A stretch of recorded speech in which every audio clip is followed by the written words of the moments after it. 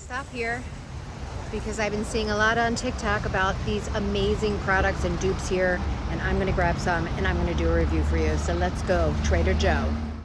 So these, let's start with the Micellar water cleansers.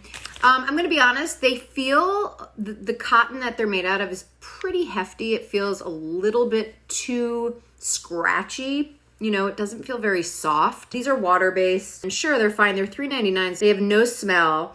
It's not like the best experience. It's kind of just like blah. You know, if you're looking for a blah wipe that's gonna take off some stuff, then $3.99 might be okay. This is the Rich Hydrating Face Mask. I'm gonna try it out. $1.99. It's definitely full of juice. Now, like, this juice feels very watery, not so much slimy. It is a water base. It's the first ingredient in the mask. It is a peel off. This is a very easy Halloween costume. Okay. Feels fantastic.